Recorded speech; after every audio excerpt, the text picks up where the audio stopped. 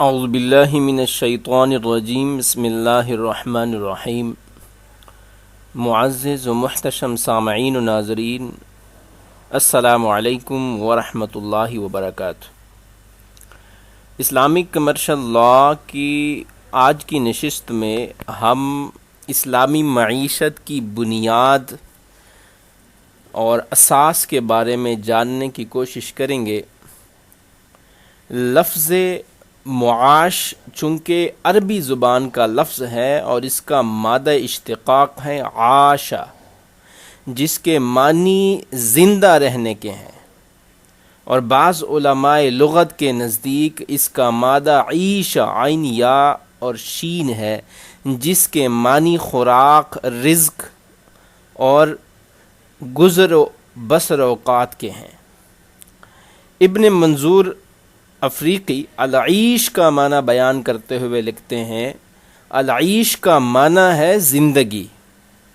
یہ عاشا یعیش عیشن اور عیشتن سے بنا ہے، اور معیشت سے مراد وہ ذرائع ہیں جس سے انسان زندگی بسر کر سکے۔ صاحب القاموس لکھتے ہیں کہ معیشت سے مراد کھانے پینے کے وہ ذرائع ہیں جن پر زندگی کا دار و مدار ہوتا ہے اور جن سے زندگی بسر کی جاتی ہے۔ معاشیات کا لفظ عاشا یعیش یا عیشتن سے ماخوذ ہے، اور اس کا جو مصدر ہے وہ العیش ہے۔ اس کے اردو زبان میں مترادفات بھی استعمال کیے جاتے ہیں، جیسے معاشیات، اقتصادیات اور اکنامکس بھی اس کو کہتے ہیں، اور یہ سب الفاظ ہم معنی الفاظ ہیں۔ معاشیات کی اگر ہم لغوی بحث میں دیکھیں تو مختصراً میں عرض کر دیتا ہوں کہ امام راغب اصفہانی فرماتے ہیں، العیش اس زندگی کو کہتے ہیں جو حیوانات کے ساتھ خاص ہے، اور یہ لفظ الحیاء کے مقابلے میں خاص ہے، یعنی الحیات کا جو لفظ حیوان باری تعالی اور ملائکہ سب کے لیے استعمال ہوتا ہے، اور العیش سے لفظ المعیشتن ہے، جس کے معنی ہے سامان زیست، کھانے پینے کی وہ تمام چیزیں جن پر زندگی بسر کی جا سکتی ہے۔ اگر لفظ معاشیات کی ہم اصطلاحی تعریف کو دیکھیں تو معاشیات کو انگریزی زبان میں اکنامکس کہتے ہیں، جس کا مادہ ایک لاطینی لفظ اوئیکونوموس ہے، جس کا معنی گھریلو ضابطہ کے ہیں۔ جرمن زبان میں بھی اور فرانسیسی زبان میں بھی اس کو اکنامکس کے الفاظ سے یاد کیا جاتا ہے۔ اصطلاحاً اس کا مفہوم یہ ہے کہ علم معاشیات وہ علم ہے جس میں انسان کے اس خاص طرز عمل کا مطالعہ کیا جاتا ہے جو محدود ذرائع کی مدد سے لامحدود خواہشات کی تکمیل کے لیے اختیار کیا جاتا ہے۔ سامعین قدر، اقتصادیات کا لفظ بھی معاشیات کے لیے استعمال کرتے ہیں۔ الاقتصادیات قصد سے نکلا ہے، اور قصدن یا قصد سے اس کا معنی ہے اعتدال، میانہ روی۔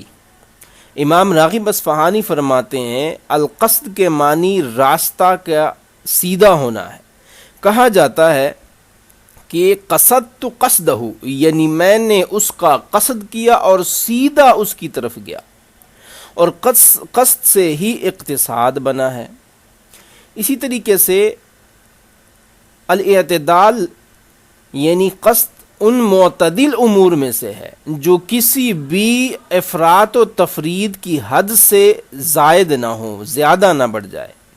السہام میں قصد کا جو معنی ہے وہ اس طرح سے بیان کیا ہے کہ اسراف و بخل، القصد بین الاسراف والتقصیر، یعنی کہ اسراف اور بخل کی درمیانی راہ اعتدال کو قصد کہتے ہیں۔ دور جدید میں اقتصادیات سے کیا مراد لیا جاتا ہے؟ سامعین قدر، آپ جانتے ہیں کہ دور جدید میں اقتصادیات سے مراد مالی اور معاشی امور ہوتے ہیں، لہٰذا اصطلاحاً اقتصادیات سے مراد وہ علم ہوگا جس میں دولت کی پیدائش اور تقسیم سے بحث کی جاتی ہے۔ المعجم الاقتصادی الاسلامی میں علم الاقتصاد کی تعریف کچھ اس طرح سے کی ہے کہ علم الاقتصاد ہر اس شے سے بحث کرتا ہے جو کثرت مال و زر، رزق کمانے، کسی شے کا مالک ہونے اور خرچ کرنے سے تعلق رکھتی ہے، اور علم الاقتصاد پیداوار اور مال بڑھانے کے مسائل، نفع حاصل کرنے اور خدمات فراہم کرنے کے مسائل، اسی طرح غنا و فقر کے مسائل پر بحث کرتا ہے۔ سامعین قدر، یہ علم اقتصادیات یا علم المعاشیات کی وہ بنیادی چیزیں ہیں جن کو ایک مبتدی طالب علم کے لیے جاننا انتہائی ضروری ہے، تاکہ وہ جان سکے کہ جو علم وہ پڑھنے جا رہا ہے اس کی بنیاد کیا ہے، اور ان کو مختلف علماء نے اور اس فن کے ماہر لوگوں نے کس طریقے سے بیان کیا ہے۔ مسلم مفکرین کی آراء میں جو معاشیات کی تعریفات ہیں وہ چند ایک میں عرض کر دیتا ہوں تاکہ کنسپٹ کلیئر ہو جائے۔ ابو الحسن علی بن محمد الماوردی نے اپنی کتب میں اقتصادی موضوعات پر جو بحث کی ہے، چونکہ مال اقتصادیات کی علم میں انتہائی اہمیت کا حامل ہے، اور اسی صفت کو سامنے رکھتے ہوئے انہوں نے مال کو اقتصادیات کی بنیاد قرار دیا ہے۔ اقتصادیات میں اس کی تشریح بیان کرتے ہوئے وہ لکھتے ہیں کہ مال کی دو قسمیں ہیں، ایک کو اموال ظاہرہ اور دوسرے کو اموال باطنہ کہتے ہیں۔ اموال ظاہرہ سے مراد وہ مال جس کو چھپایا نہ جا سکے، جیسے کھیتی، پھل ہے، مویشی ہے، اور اموال باطنہ سے مراد وہ مال ہے جنہیں چھپایا جا سکتا ہے، جیسے سونا، چاندی اور سامان تجارت وغیرہ۔ مال کے بارے میں ایک اور مقام پر الماوردی فرماتے ہیں کہ مال کی بحث کرنا اس لیے ضروری ہے کیونکہ اللہ تعالیٰ نے ان اموال کو بدنوں کے لیے قوام، یعنی انہیں قائم رکھنے والا، جسموں اور جانوں کی بقا اور انسانی زندگی کی بقا کا سبب بنایا ہے۔ اس کے علاوہ عظمتوں کے حصول کا ذریعہ، جائز خواہشات کی تکمیل کا سامان، اور دنیاوی زندگی کی زینت اور دنیا و آخرت میں نجات کا راستہ بھی اموال کو بنایا ہے۔